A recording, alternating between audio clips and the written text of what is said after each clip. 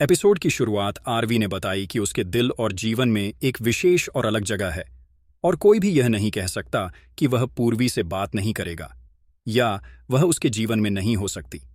वह नेत्रा से पूछता है कि क्या तुम्हें कोई दिक्कत है अगर मैं उससे दोस्ती नहीं तोड़ता। नेत्रा कहती है मुझे क्या दिक्कत हो सकती है। पूर्वी कहती है तुमने ही तो कहा था। तभी वह विशाखा और खुशी को वहां आते देखती है और उनके पास जाती है। विशाखा पूछती है आप कैसे हैं। वह कहती है कि हम क्यों पूछ रहे हैं जब हमें पता है कि आप कैसे होंगे। पूर्वी उन्हें अंदर आने के लिए कहती है। खनुशी उसे बाहर आने के लिए कहती है। वे बाहर चले जाते हैं। पूर्वी उनके पीछे जाती है और पूछती है कि तुम अंदर क्यों नहीं आए। विशाखा पूछती है कि यह क्या ड्रामा है, तुमने अपनी परवाह नहीं की लेकिन तुम्हें हमारे परिवार की भी परवाह नहीं है। खुशी पूछती है कि तुम ऐसा क्यों कर रही हो। पूर्वी कहती है दी। खुशी कहती है कि जब से तुमने आरवी से शादी की है तुम अपने फैसले खुद लेना चाहते हो और हमें भूल गए हो और हमसे तुम्हारा कोई लेना देना नहीं है। वह पूछती है कि तुम अपनी जिंदगी क्यों बर्बाद कर रहे हो। पूर्वी कहती है दी।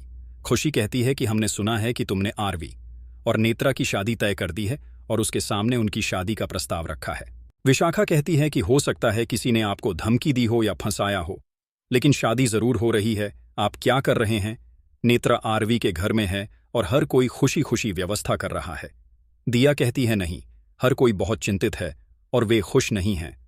विशाखा दिया को उन्हें न बताने के लिए डांटती है, हालांकि वह उनके घर में रह रही है। वह कहती है कि अरमान ने हमें बताया कि आरवी महत्वपूर्ण बैठक के लिए नहीं आया क्योंकि आज उसका संगीत है। खुशी पूछती है कि हम कौन हैं। हम आपका परिवार हैं और आपने हमें नहीं बताया। वह बताती है कि वह आज संगीत को कैसे खुश कर सकती है और कहती है कि कल शादी होगी। पूर्वी कहती है मुझे वास्तव में खेद है, मैंने आपको बहुत परेशान किया। खुशी कहती है कि आपको पता नहीं है कि आप अपने जीवन के साथ क्या कर रहे हैं। हरमन हरलीन से यह न कहने के लिए कहता है। हरलीन कहती है कि मैं पूर्वी और उसके परिवार से नफरत करती हूं। हरमन कहता है कि यह मेरी गलती है। हरलीन कहती है कि वे भी हमारे बारे में उसी तरह सोचते हैं। दादी कहती हैं कि हमें उनकी परवाह नहीं है और कहती हैं कि वे जब चाहें यहां आते हैं और कहती हैं कि यहां क्या हो रहा है। वह कहती है कि वह बहाना बनाकर कमरे में जाकर सोना चाहती है। दादू वहां आते हैं और कहते हैं कि जूही एयरपोर्ट पहुंच गई है। विक्रांत कहता है कि वह उसे लेने जा रहा है। वह जाता है। साहिल नेहा से पूछता है क्या मैं फोन करूं। वह हां कहती है। साहिल जस्सी को फोन करता है और उसे पैसे लेकर जल्दी आने को कहता है। जस्सी कहता है कि उसे पैसों का इंतजाम करने के लिए समय चाहिए। साहिल उसे कैश लेकर वहां आने के लिए 15 मिनट का समय देता है। जस्सी कहता है कि अगर वह उड़कर आए तो। साहिल कहता है ठीक है, मैं तुम्हें 27 मिनट दे रहा हूं और उसे आने को कहता है। मोनिशा आती है और पूछती है कि क्या हो रहा है। साहिल उसे जस्सी को फोन करके पूछने को कहता है। मोनिशा नेहा से कहने को कहती है। नेहा कहती है कि उन्होंने जस्सी से 40 लाख मांगे हैं, नहीं तो वह संगीत छोड़कर चली जाएगी। मोनिशा कहती है यह ब्लैकमेल है। खदशी पूर्वी से पूछती है कि वह सिर्फ आरवी की ही क्यों परवाह करती है। विशाखा कहती है कि आरवी को बचाने के लिए कानून है और पूछती है कि कानून है या नहीं। पूर्वी कहती है कि ऐसा कोई कानून नहीं है जो आरवी को बचा सके। आरवी वहां आता है और उनकी बातें सुनता है। वह कहती है कि सारे सबूत उसके खिलाफ हैं और कहती है कि ज्यादातर मामलों में लड़कों की गलती होती है और 0.1% में लड़कियों की गलती होती है और आरवी उस 0.1% में से एक है।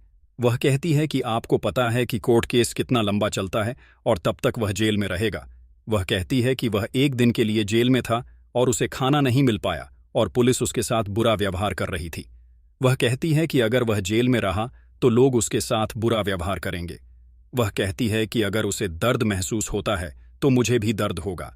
वह कहती है कि वह आरवी के लिए बहुत चिंतित थी और उसे लॉकअप के पीछे फर्श पर पड़ा हुआ नहीं देख सकती थी। वह कहती है कि मैं उसे दुखी नहीं देख सकती, उसकी हिम्मत टूटते हुए नहीं देख सकती, उसकी आंखों में आंसू नहीं देख सकती और बस उसकी खुशी चाहती हूं। वह कहती है कि मैं उसकी पत्नी अर्धांगिनी और मां हूं और आप सभी ने मुझे इसका अर्थ बहुत अच्छी तरह से समझाया है और कहती है कि वह अपनी अर्धांगिनी का कर्तव्य निभाएगी और उसे बुरे लोगों से बचाएगी। खुशी पूछती है कि क्या आपको लोगों के ताने सुनने में कोई दिक्कत होगी। पूर्वी पूछती है कि लोगों का काम है कहना, आप अच्छी तरह से जानते हैं और कहते हैं कि हमें परवाह नहीं करनी चाहिए, और कहती है कि मुझे समाज की परवाह नहीं है, और कहती है कि मुझे बस आरवी की परवाह है और उसे बचाना चाहती हूँ। वह कहती है कि मैं उसकी अर्धांगिनी हूँ और यह सिर्फ मेरा कर्तव्य नहीं है बल्कि मेरी जिम्मेदारी है। खुशी कहती है, मुझे लगा अगर मैंने तुमसे रिश्ता तोड़ दिया तो तुम बदल जाओगे, लेकिन तुम्हें अब भी मेरी परवाह नहीं है। पूर्वी कहती है, ऐसा नहीं है, और कहती है कि कुछ भी मेरे हाथ में नहीं है। विशाखा कहती है कि अब भी सब कुछ तुम्हारे हाथ में है, और उसे संगीत रोकने के लिए कहती है, नहीं तो वह आरवी को खो देगी। पूर्वी बताती है कि वह ऐसा नहीं कर सकती। अगर उसने उन्हें रोक दिया तो हर कोई आरवी और उसके परिवार को गलत समझेगा। विशाखा कहती है, लेकिन वे आपको सही समझेंगे। पूर्वी कहती है, मुझे परवाह नहीं है, और अपने पड़ोसी सावी के बारे में बताती है, जिसके बारे में समाज ने बहुत बुरी बातें कही हैं। वह कहती है कि लोग फैसला देते हैं तो हम समाज की परवाह क्यों करें। वह कहती है कि हमें वही करना चाहिए जो हमारे परिवार के लिए सही है। अगर इस शादी से सब कुछ ठीक रहेगा तो इसे होने दें।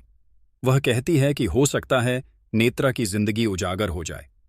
खुशी कहती है, तुम्हारी जिंदगी बर्बाद हो जाएगी विशाखा दिया को आने के लिए कहती है, और कहती है कि आरवी का संगीत हमारे लिए खुशी की बात नहीं है।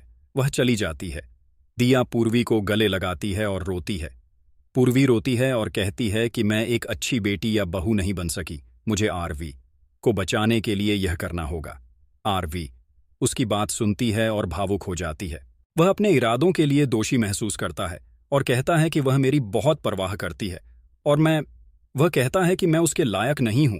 वह बहुत अच्छी है और मेरे बारे में बहुत सोचती है, मेरे लिए अपने परिवार से लड़ती है, और मैंने क्या किया। वह कहता है कि मैं उसके लायक नहीं हूं, लेकिन मैं खुद को उसके लिए उपयुक्त बनाऊंगा। वह उसकी वजह से बहुत कुछ सह रही है, मैं उसे और अधिक कष्ट नहीं सहने दूंगा। मुझे पता है क्या करना है। वह नेत्रा के पास आता है और कहता है कि वह उससे उसकी बेहतरी के बारे में बात करना चाहता है। नेत्रा उसके पीछे जाती है। दिया पूर्वी से कहती है कि नेत्रा के पास एक बड़ी योजना है, वह तुम्हें भी नुकसान पहुंचा सकती है। वह कहती है कि मुझे तुम्हारे लिए बहुत चिंता है। पूर्वी कहती है कि मामला आरवी के बारे में है और मैं उसके साथ हूं और मेरा उद्देश्य उसे बचाना है। वह कहती है कि उसके पास समय नहीं है, उसे जो भी करना है वह अभी करेगी। दिया कहती है कि मुझे तुम्हारे लिए डर है और बताती है कि उन्होंने अब तक तुम पर हमला नहीं किया। तुम जीजू की ताकत बन रही हो और वे तुम पर हमले की योजना बना सकते हैं। पूर्वी कहती है कि मैं आरवी के लिए कोई भी खतरा उठाने के लिए तैयार हूं और उसे बचाऊंगी, भले ही मेरी जान चली जाए।